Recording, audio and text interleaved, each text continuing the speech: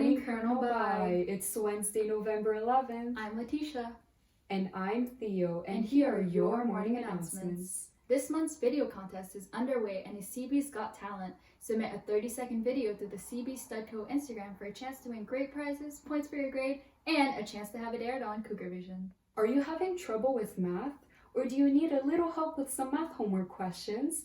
Well, CB Math Help is now up and running. Every day from 2 to 3, you will be able to access quality student tutors remotely to help you with all of your math needs. Just go to your math teacher's website to find the link or enter the website below.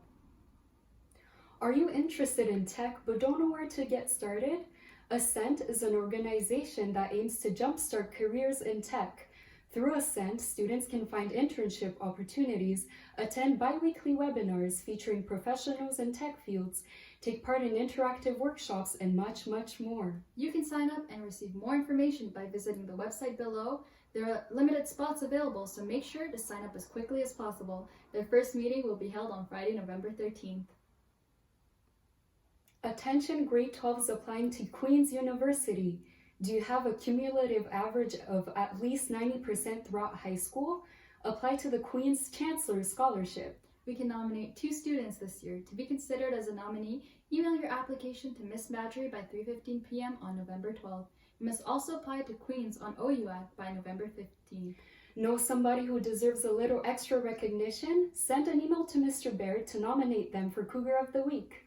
And now, for this week's Weigh-In Wednesday.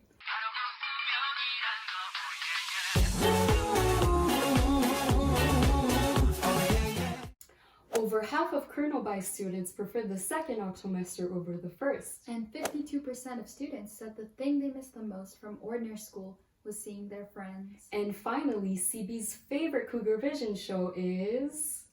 It's a tie! Don't forget to fill in each week's survey of Weigh-In Wednesday on the CB website. Hey Theo, do you know why today's a special day? Of course! Today is Remembrance Day all across the Commonwealth nations, including Canada. Remembrance Day is a Memorial Day observed to recognize the members of Commonwealth Armed Forces who have died in the line of duty. To honor Remembrance Day, let's watch a short video by Historica Canada and have a few veterans explain what Remembrance Day means to them. Le souvenir est fondamental pour définir d'où je viens, qui je suis et où je m'en vais. I respect Remembrance Day because it's such an important date and such an important time. C'est important de se souvenir. Not just one single day, November 11. Le 11 du 11e mois à 11 heures. I think it's more than just saying thank you for your service. It's also about the human side and not just the faceless soldier side. Remembrance Day, I just think about Passchendaele, Omaha Beach, Juno Beach. Ce qu'on a fait pour les autres pays. 400,000 people took part in D-Day. La guerre de Corée. Hill 187. Stabilization in Congo. Qu'est-ce qui est arrivé en Haïti? The children of Afghanistan. The genocide that lasted 100 days. For me, it's to remember the fallen. Toutes les camarades avec qui j'ai combattu. I remember my husband, Corporal Bryce Keller. J'ai le capitaine Nicolas Godard dans mon cœur. Jean-Guy, mon ami. Caporal-chef Byron Gruff. The families and the civilians and the people who have to deal with war in the places we've been. I remember World War I veterans when I was growing up. I remember Chinese Canadian in World War II. Ces gens-là ont fait des choses qui sont extraordinaires. They're the heroes. They gave their life. La raison pourquoi je suis ici, la raison pourquoi je porte cet uniforme, vient de ce qui a été fait par mes prédécesseurs. We have what we have in Canada today is thanks to our forefathers who have gone before us. I'm not a hero, I'm a survivor. Pour ces gens-là, ça vaut la peine de se souvenir puis de montrer du respect envers eux. Le souvenir continue de me propulser, de me motiver et de me convaincre d'accomplir la mission qui m'est assignée. Mr. Roy Armstrong, a veteran from the Second World War, will tell us of his experience on the front.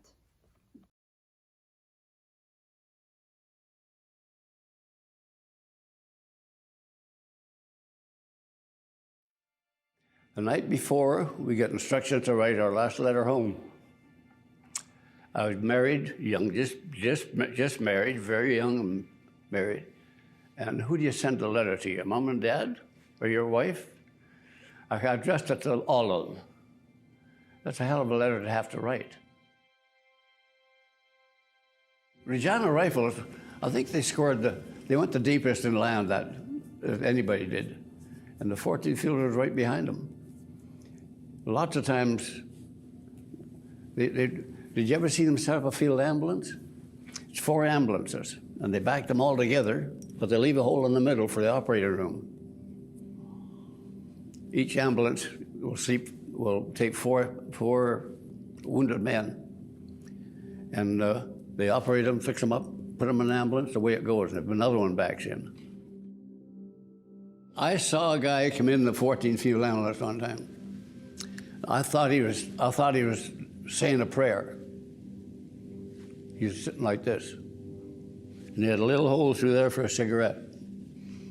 The Germans had cleaned the front of his hands off and healed them together. Do you know why? He was a doctor. He'd never operate again. That's how mean the Germans can get.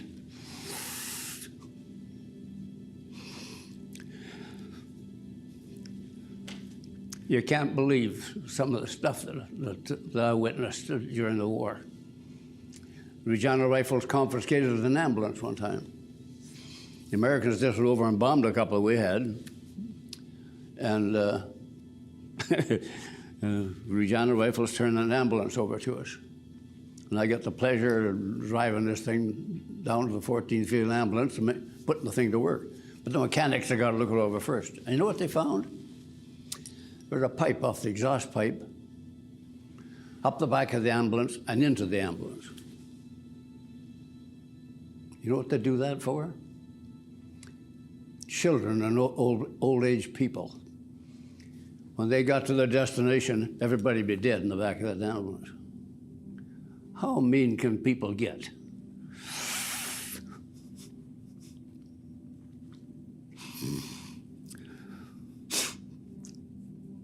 That's a hard story to believe, isn't it? Yeah. I saw that with my own eyes.